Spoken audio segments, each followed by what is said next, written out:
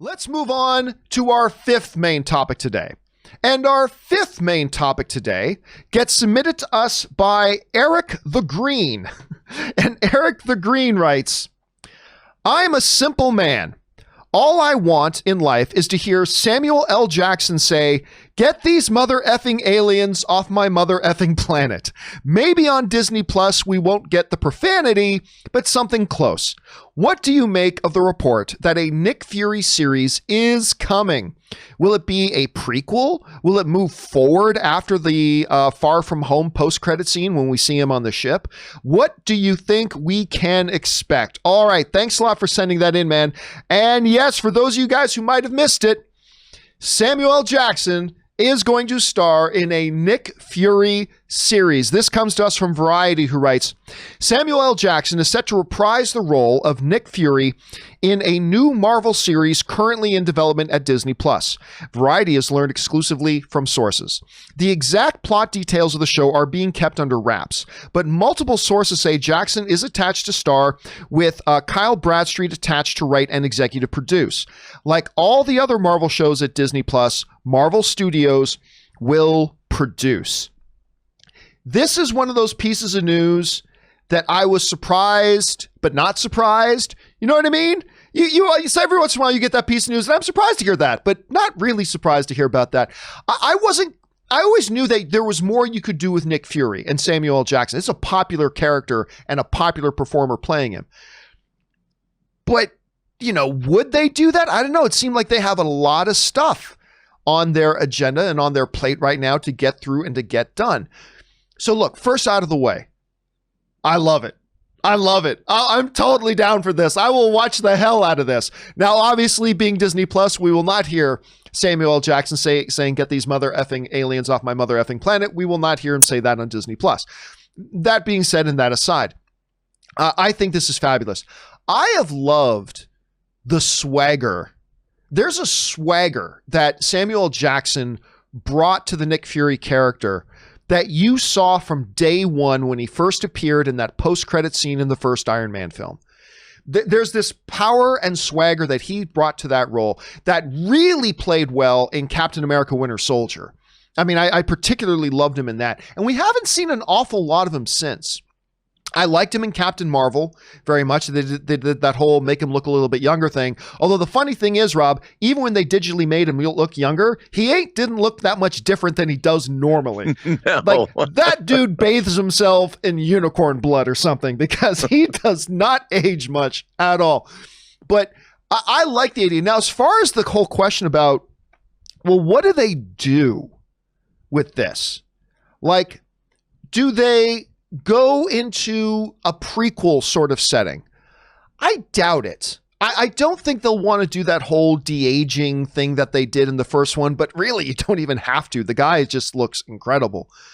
I've got a feeling it'll probably be more contemporary.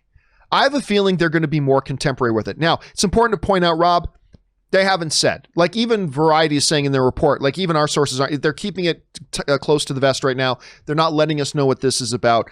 My guess is, and my theory is, it will jump out from that point that we saw at the end of Far From Home. And I think that might even be the basis of it. But again, that is pure wild speculation on my part. Rob, you heard this news. Nick Fury series coming to Disney Plus. What do you think? Well, first of all, I think you nailed it when you said he brought a swagger to the role of Nick Fury, which I think I've been missing in the Marvel movies. It was so great to see at the end of Endgame, or not Endgame, Infinity War, when we got that glimpse of him with Kobe Smulders, and he gets out of the car and he's like, mother, and he starts to disintegrate. He gets blipped away. But I think it's going to be contemporary. I think the entire MCU, I mean, we're going to see flashbacks in the Eternals. They say it spans 1,000 years of history. But I think for the most part, I think the main MCU is now going to be all post-blip, post-Thanos. And I think really, I mean, it would be really interesting if you're looking at different genres. I think Nick Fury getting involved in making a political thriller out of a Nick Fury show could be really interesting. He's a guy that obviously has worked for different governmental organizations. He's been inside, he's been outside. I would really like to see maybe a Jack Ryan-esque type show where where Nick Fury is not just, I mean, what do you do? How do you, at first he was part of a counter espionage organization, and then you're dealing with metahumans and aliens and superheroes, but you still have to make sure that the government works and our military works. And I think you could do a really fascinating show, whether it's S.H.I.E.L.D., whether it's S.H.I.E.L.D., whatever it is. Dude, bring it on, man. And I mean, I could see Nick Fury running for president of the Marvel Universe. I mean, I would love to see something like that. President Nick Fury? President Fury. I mean, come on. Why not? I'll tell you one of the things that I would like to see. Now, this goes against my normal philosophy. I will admit this goes against my normal philosophy of, hey, tell news stories, go in different directions, all that kind of stuff. But I got to tell you, because I am such a big fan of Clark Gregg, and because I like that character Coulson so much, and because I lament that Clark Gregg and Coulson were wasted on that terrible Agents of S.H.I.E.L.D. show, and no offense to anybody, I know a lot of people do like the show, and if you like it, that's awesome. I wanted to love it. It had its moments that I appreciated, but I always loved Clark Gregg, and I always loved that character Coulson. And I love seeing Coulson and Nick Fury together again in Captain Marvel. And I hope, I don't know that they will do this. There's probably 1,000 legitimate arguments against it. I would hope to see somehow, some way they get Coulson involved in the show. Because seeing Clark Gregg and Samuel Jackson doing a buddy cop thing, dude, I'd be so down for that. I'd be so down for that. If you had a wish list, like if Kevin Feige gave you a call and said, Rob, I'm in a generous mood today. You get one wish list item that I'll pop into this Nick Fury show. What's something you might ask him to drop in there? Well, I think seeing Clark Gregg is a good one, but Moon Knight. I want to see my boy show up at some point in I know they've announced a series, but there's been no movement beyond that. I know that they've got a showrunner working on scripts, but I would just like to see a Moon Knight cameo. Maybe that's funny? How they introduce him. I mean, it's a little bit of a side issue here. Yeah, but it's been over a year since they announced that Moon Knight thing. I know. We've had nothing. Nothing.